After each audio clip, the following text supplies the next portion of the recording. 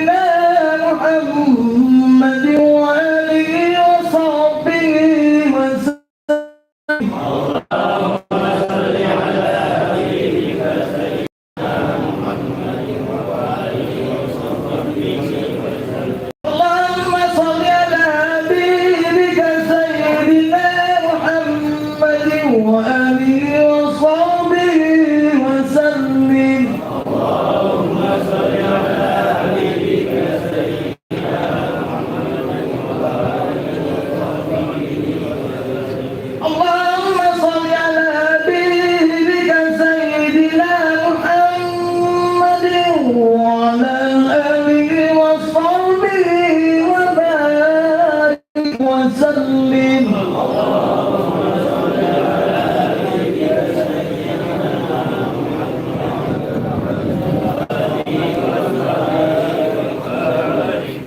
الفاتحة الكشرى سرسا يسرقين يسعن على الكون واجتمعنا حول سبابين المؤلف خاصة بأموات المسلمين عما وإلى حضرة النبي محمد صلى الله عليه وسلم شهدهم الفاتحة.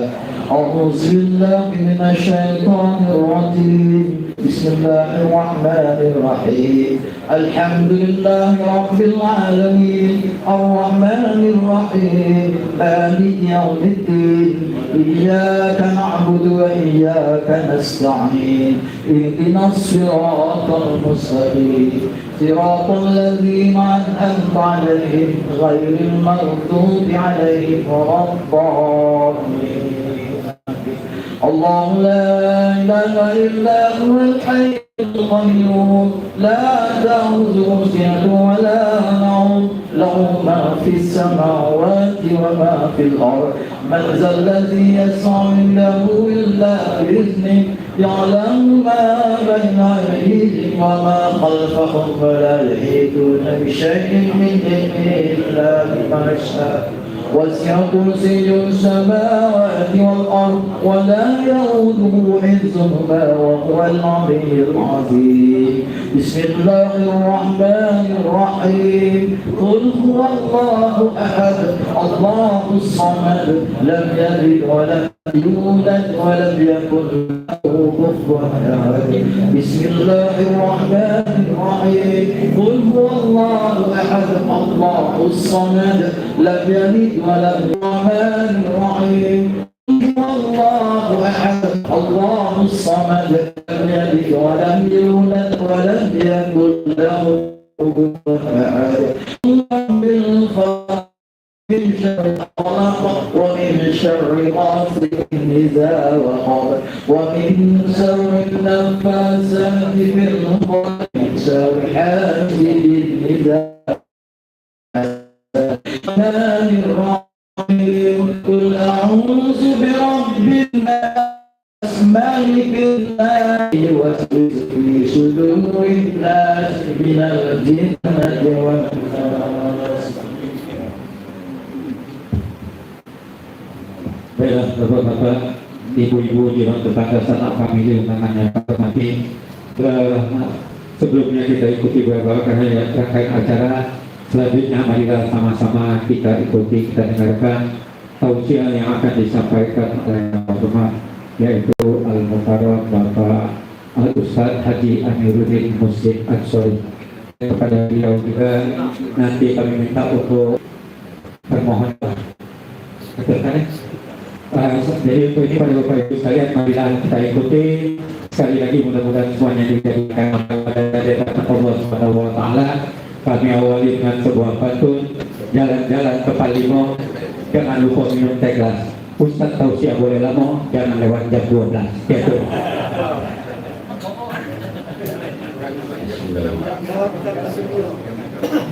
Bismillahirrahmanirrahim. Bismillah, assalamualaikum warahmatullahi wabarakatuh.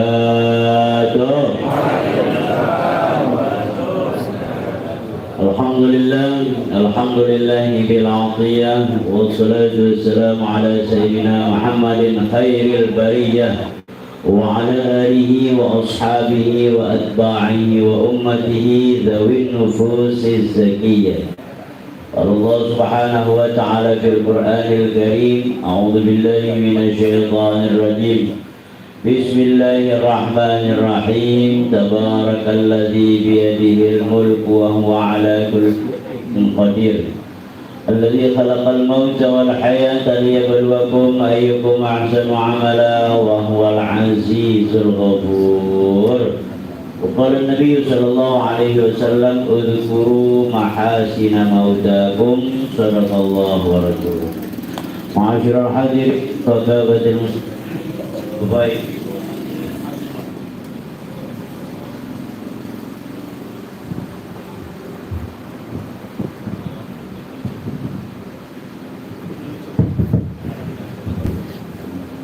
Ma'asyiral hadirin wa kafatil mustami'in, Bapak Ibu hadirin hadirat kaum muslimin dan muslimat, baik yang berada di rumah maupun yang berada di bawah di tembokan, yang insyaallah mudah-mudahan seluruh kita dirahmati, dimuliakan oleh Allah Subhanahu wa taala.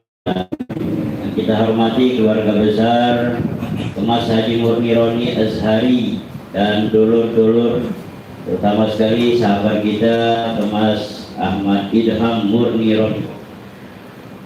Bapak Ibu hadirin yang berbahagia, pada pagi menjelang siang hari ini kita telah sama-sama dapat hadir dalam rangka mengenang atau haul wafatnya orang tua kita, nenek kita, kakek kita, Kiai Kemas Haji Roni Azhari bin Kiai Kemas Haji Muhammad Azhari Syekh yang ke-50 tahun. Mudah-mudahan saja keluarga ini, anak cucu almarhum ini senantiasa mendoakan kakek beliau yang ada di alam barzakh sana akan dimuliakan kedudukannya oleh Allah Subhanahu wa taala, dilapangkan kuburnya, dimaafkan segala khilaf dan salahnya, dan insya Allah dimasukkan oleh Allah dalam golongan orang-orang yang ahli surga. Para hadir pada siang hari ini, sanak famili, kerabat, jamaah, komunitas, grup dan lain sebagainya. Ini banyak yang hadir dari Masjid Agung Marik Alamin ya. Mulai absen ini banyak juga ustaz. Sebenarnya Ida Habibie biasa, tapi kawannya banyak ustaz. Yang hadir pada hari ini banyak ustaz. Contohnya di pojok ini luar biasa ini ya. Sampai kanan ini ada ustaz sedikit, kanannya lagi ada ustaz Fakhrul Rozi. Samping aku ini sesepuh kita, panutan kita Ustaz Haji Umar Umayyah. Ini ya, sampingnya lagi Ustaz Haji Andi Syarifuddin. Sampingnya lagi absen. Habis ini absen ini lah pokoknya. Ada Ustaz Cekye, ada Ustaz Ab, ada Ustaz Dr. Haji Agus Muslim. Di depan kita ini ada Ustaz Farhan Surhani Al-Hafiz, kawan-kawan kita ini. MC kita ini Ustaz juga, tapi namanya Ustaz Pantun. Apa dia singkatan kandus? Kandus. Iya. Kandus ya. Ini Ustaz namanya Ustaz Saiful Anwar, berasal dari negara Gandus. Baik Bapak Ibu hadirin yang berbahagia, doa kita bersama. Mudah-mudahan saja almarhum ini senantiasa dan keluarga yang tinggal akan, dan kita doakan juga dulur-dulur Idham ya, Idham insyaallah tetap mengikuti jejak langkah daripada kakeknya ini. Wong tuanya Kiai Kemas Haji Muhammad Azhari Syekh. Ini sebenarnya Idham ini atau Iham ini keturunan Kiai sebenarnya. Cuman agak dibelok, agaknya malah jadi pengusaha. Hebat Idham ini, pengawalnya Ferdi Ampu.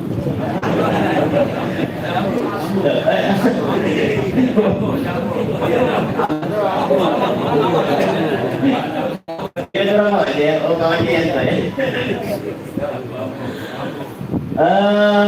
Tepat apa yang dilakukan oleh keluarga ini, memang kita tak boleh lupa dengan orang tua kita, yai kita. Dalam Al-Quran itu dijelaskan wala tansaul fadla bainakum. Jangan sekali-kali kamu lupa jasa orang yang pernah berbuat baik dengan kita.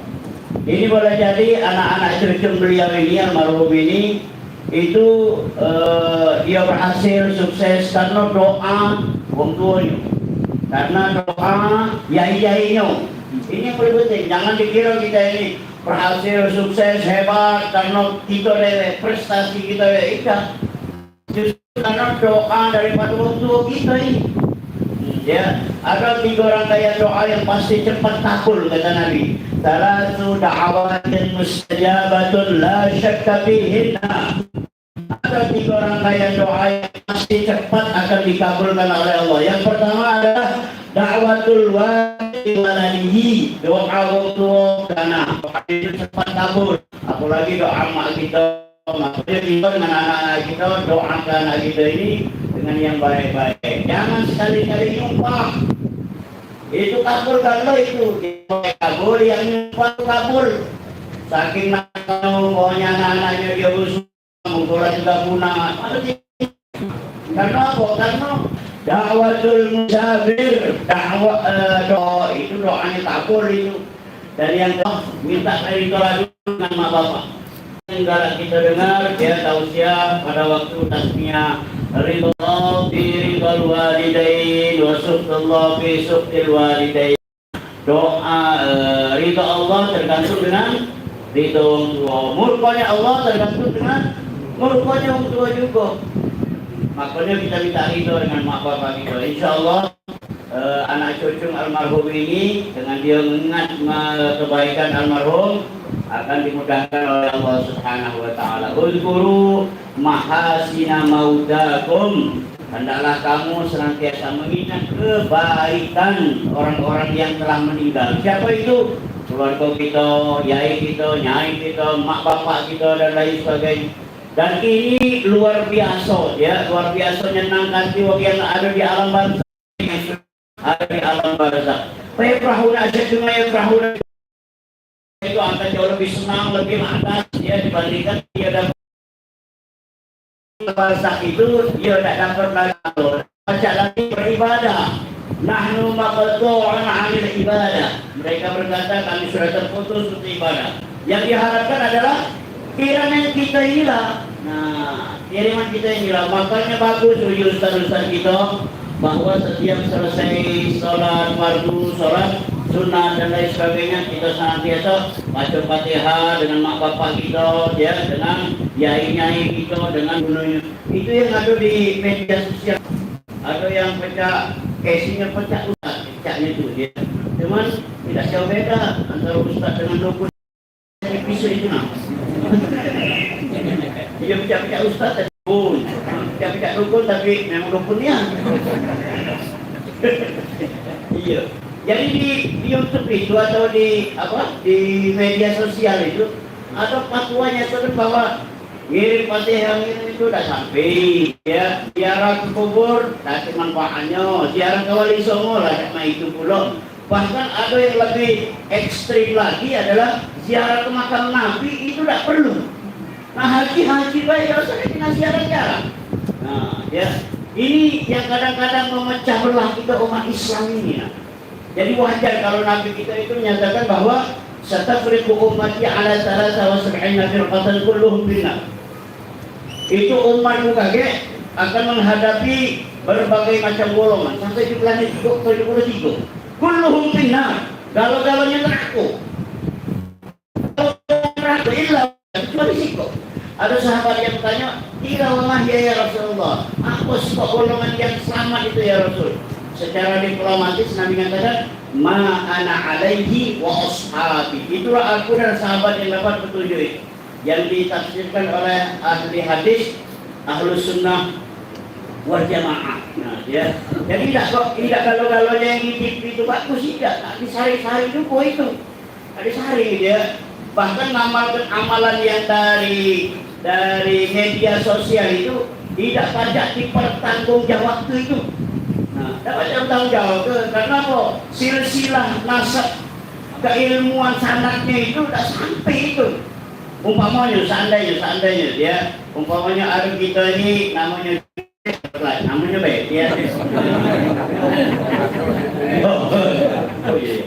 Jadi Junaid ini otak HP yang Android ini nah, tahu-tahu ada amalan, ada ibadat. No, ini bagus ini dia bagusnya. Diamal telah oleh si Junaid ini. Kakek di akhirat dituntut. Uji malaikat, "Oh, ini dari mana kau amalan ini?" "Dari Syekh Google." Siapa Syekh Google itu? Nanti juga. Nah, nyari-nyari di mana Syekh Google itu? Namanya ini tidak jelas namanya dia. Sebenarnya kita ini kalau kita ini sanad kita ini sampai kepada Rasul, cuman bukan dari darah, dari DNA, bukan dari ilmu. Nah, dia dari ilmu pengetahuan. Umpama ada orang yang menuntut ilmu dengan Ustaz Agus Muslim. Ustaz Agus Muslim ini ya, ini jelas. Ya, dari mana kau? Dari Ustaz Agus Muslim. Ustaz Agus Muslim saya tanya, Gus, kau dari mana? Malaikat. Aku dari Ustaz Ahmad bin Abdullah Al-Hadi. Aliyah. Oke, Ustaz Ahmad, itu juga ditanya, dari mana kau? Dari Habib Abdul Qadir Babagi, Malang. Terus sampai ke Nabi itu. Keilmuannya itu jelasnya, jangan mak jelas. Iya, tidak boleh mak jelas itu. Harus jelas, ya. Jadi kita ini jangan sampai mengamalkan sesuatu yang tidak ada sanad dan nasabnya, ya. Nah, wala tansorfatul bainakum. Jangan sekali-kali kita lupa jasa wong yang pernah berbuat baik, apa gitu. Yang kedua adalah guru kita. Jangan lupa jasa guru kita ini. Nah, mungkin kawan kita Ilham ini tidak lupa jasa dengan guru-gurunya ini. Makanya banyak yang datang waktu ada acara ini, di acara haul, akikah, gunting dan lain sebagainya. Ilham ini rutin kalau menjadi ustaz-ustaz di duit. Nah, sama percaya aku. Surah. Iya. Memang dia ini agak paham karena dia berusaha kan, paham dengan situasi dan kondisi.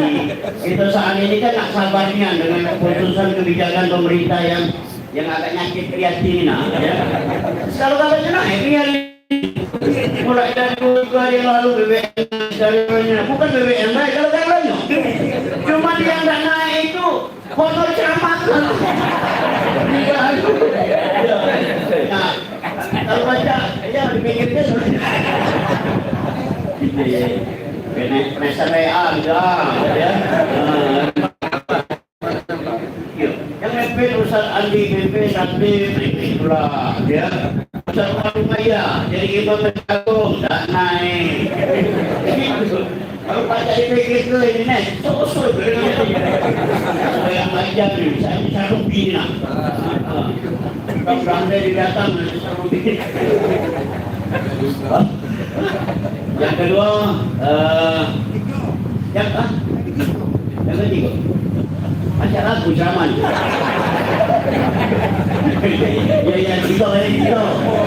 Ya kita. Bapak Ibu hadirin yang berbahagia, hikmah daripada kita memperingati haul ini, di samping keluarga, ngajak kita galau-galau ini ingat orang yang sudah meninggal, kita juga harus mengingat, ya, satu saat ini akan diambil oleh Allah Subhanahu Wa Taala. Ini makna istirja. Istirja itu artinya mengucapkan kalimat innalillah. Kalau kita Islam sebenarnya, kalau kita Islam ini sebenarnya bukan cuma innalillah, tapi hamdalah. Hamdalah sebenarnya itu. Cuma jangan buat-buat. Kalau orang tersinggung, kalau kita ngomong alhamdulillah, dia mati alhamdulillah, ya. Kalau tersinggung, tapi pada hakikatnya itu. Kita bersyukur bahwa dengan kematian ini kita akan menemui janji Allah. Innallaha la yukhliful mi'ad. Allah itu kan tidak pernah ingkar. Yang banyak mau janji ini kan pemerintah inilah. Kalau Allah kan tidak pernah ingkar janji. Jadi jangan kita terpengaruh lagi dengan wong yang calon-calon yang galak berjanji-janji itu. Usah lagi pilih lagi gitu. Hasil rancang dia. Kalau gitu ya. Makanya kita ini Rasulullah dia ingat ke, kita terus tenang ingat ke kullukum ra'in wa kullukum mas'ulun ar-ra'iyati. Setiap pemimpin pakai tanggung jawab, ya. Tanggung jawab ini bukan cuma di sini, di akhirat. Di dunia ini barangkali baca ya direkayasa, hakimnya, jasanya, pengacaranya dan lain sebagainya. Tapi di sana juga Allah Subhanahu Wa Taala hakim tunggal. Jadi dipanggil dialog kita ini, ya. Yang ini yang harus kita persiapkan ini. Ada satu hadis yang menjelaskan la tazula qadamai ibni Adam hatta yus'ala an arba'ati khisalin. belum sempat kita ngaku-ngaku, kita sudah dihadapkan dengan 4 pertanyaan besar. An umrihi bima afna, wa an syababihi bima abla, wa an ilmihi bima amal, wa an malihi min aina iktasabahu wa ila aina anfaqahu. Yang akhir yang manggil Allah Subhanahu wa taala. Masing-masing kita ini risiko. Wih, ayo namanya. Darmawi, wih, maju kau. Ngaku kau dulu pernah jadi presiden, Bi? Nah, mana ini? Menurut catatan mereka, subhanallah, mana kita nanya awalnya? Yasin yang dipimpin oleh Ustaz Haji Umar Umayyah tadi, al-yawma nakhtimu ala afwahihim wa tukallimuna aydihim wa tashhadu arjuluhum bima kanu yaksibun. Kalau kita ini termasuk ustaz-ustaz, termasuk kami yang tidak sama ini, nah. Ini yang kadang-kadang kami itu juga kadang ngeri loh, ya.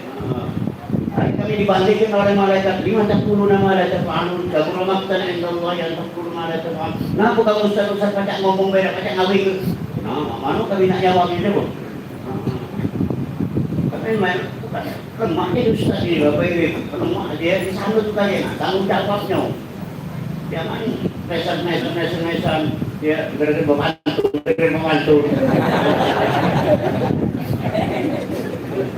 Iya, tanggung jawabnya itu. Oh, kemana kita habis ke? Ya, itu lalu kalau catatannya itu. Tanya dengan Ustaz Farhan ini, ma yalfizu min qawlin illa ladaihi raqibun atid. Tidak keluar dari mulut kita ini, tidak bergerak badan kita ini kecuali sudah ada catatan raqib dan atid. Nah, dia ada catatan itu. Bapak Ibu, ya. Jadi umur kita tadi ditanya oleh Allah Subhanahu wa taala. Yang kedua adalah wa an syababihi bima abla. Masa muda kita tadi ditanya oleh Allah. Nah, waktu kita bujang dulu, gadis dulu. Subhanallah, ya. Oleh karena itu manusia yang baik itu bukan berarti manusia yang tidak pernah salah dan dosa, tapi manusia yang baik itu adalah manusia yang apabila terlanjur berbuat salah, dia ingat dan bertaubat kepada Allah Subhanahu wa taala.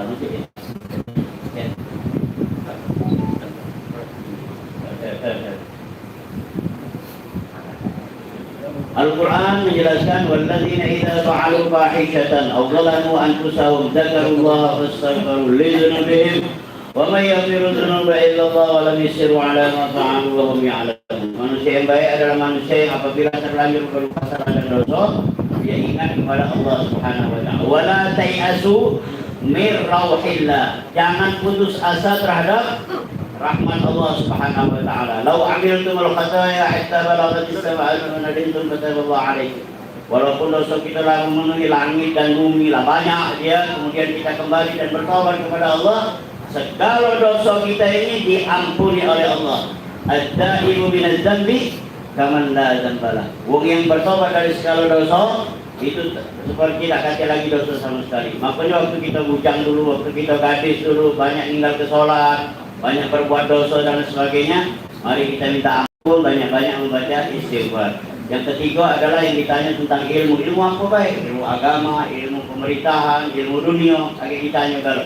Yang berat itu adalah tentang amalihi min aina iktasabahu wa ila aina anfaqahu. Tentang harta, dari mana didapat, ke mana kita manfaatkan.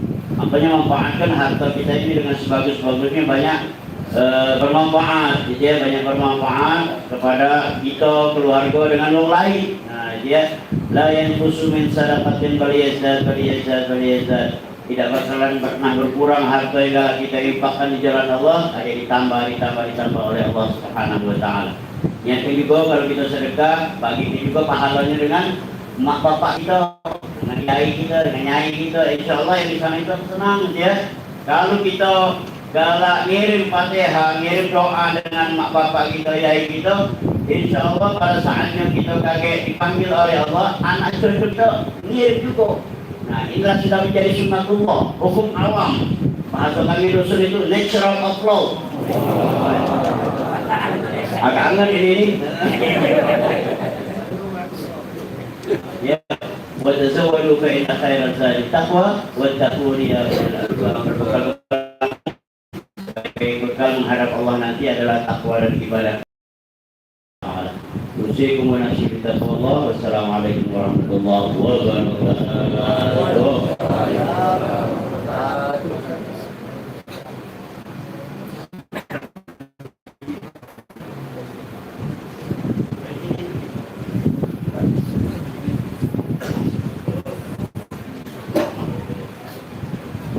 أعوذ بالله من الشيطان الرجيم. بسم الله الرحمن الرحيم. اللهم صل وسلم على سيدنا محمد في الأولين، وصل وسلم على سيدنا محمد في الآخرين، وصل وسلم على سيدنا محمد في النبيين، وصل وسلم على سيدنا محمد في المرسلين، وصل رب العالمين حمدا حمد شاكر يوافي نعمه ويكافئ مزيدا.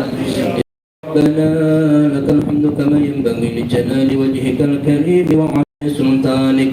اللهم بحق نبيك المصطفى ورسولك المرتضى، وبحق الفاتحة المعظمة والسمع الثاني والقرآن العظيم، أن تفتح لنا بكل خير، وأن تفضل علينا بكل خير، وأن تجعلنا من أهل الخير. اللهم أوصل وتقبل ثواب ما قرأناه من القرآن العظيم، وما هللناه من قول لا إله إلا الله، وما سبحناه من قول سبحان الله وبحمده، وما صليناه على حبيبنا وشفيعنا رسول الله سيدنا محمد بن عبد الله صلى الله عليه وسلم في هذا المجلس المبارك، هنية منا واصلة ورحمة نازلة وبركة شاملة، نقدمها ونهدها ثوابها إلى حبيبنا وشفيعنا رسول الله سيدنا محمد بن عبد الله صلى الله عليه وسلم، وجميع إخوانه من الأنبياء والمرسلين والأولياء والشهداء والصالحين والعلماء العاملين، وإلى كافة الأرواح من المسلمين والمسلمات والمؤمنين والمؤمنات من مشارق مغاربها صنع وسلطان الأولياء الشيخ عبد القادر الجيلاني وسيدنا المهاجر إلى الله أحمد بن عيسى وفقيه المقدم محمد بن آل تعالى وسلمهما وفروعهم وتمثالتنا آل تعالى سلارو كما أزهر سيد كما عبد الله ثم إلى رجل مسهج فاطمة أزهر بديك قس معروف ثم إلى رجل قس محمد يوسف بن قس محمد صلى ثم إلى رجل حفصة بنتك قس معروف ثم إلى روح كما سجى أراني من كماس أزهري ثم إلى روح يهاج ألوية بنتك قس محمد يوسف ثم إلى روح مسهجة نون بنتك كماس أزهري ثم إلى روح كماس هجى أتى من كماس هجى أراني ثم إلى روح مسهجة إسحاق أتى بنتك كماس هجى صالح ثم إلى روح كماس زين العابد من كماس هجى أراني ثم إلى روح كماس هجى منصور من كماس هجى أراني ثم إلى روح كماس هجى راشد من كماس هجى أراني ثم إلى روح هجى يوحى بنتي كماس هجى آدم ثم إلى روح كماس أحمد حامد من كماس هجى أراني ثم إلى روح هجى يومستورة بنتي كابوس شهاب الدين ثم إلى روح مسمريا putri binti كماس هجى أراني ثم إلى روح كماس زين العابدين بن كماس هجى أراني ثم إلى روح هجى يوم زيمة بنتي كابوس محمد هاشم ثم إلى روح هجى مسألويا على الدين بنتي كماس هجى أتى ثم إلى روح كماس هجى أحمد حامد كماس هجى أتى ثم إلى روح يزالح بنتي كابوس إسماعيل ثم إلى روح يوم خالجة بنتي كابوس هابود ثم إلى روح كابوس الكرمين بن كابوس هابودين ثم إلى روح كماس محمد زكي بن كماس هجى الرحمن ثم إلى روح فاضل مونيكا بنت سوقايا يا الله يغفر لهم وارحمهم وعافهم واعف عنهم يا الله أجرهم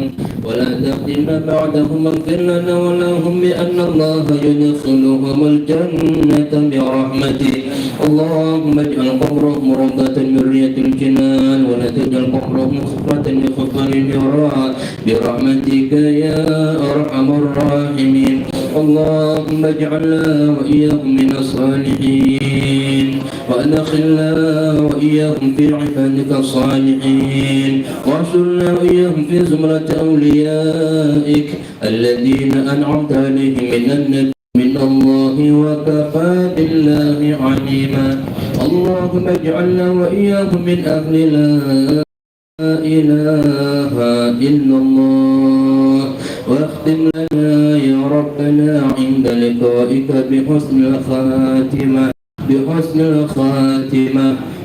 الخاتمة بقول لا إله إلا الله محمد رسول الله صلى الله عليه وسلم ربنا آتنا في الدنيا حسنة وفي الآخرة حسنة وقنا عذاب النار بفضل سبحان ربك رب العزة عما يصفون وسلام على المرسلين والحمد لله رب العالمين بسر الفاتحة. إياك نعبد وإياك نستعين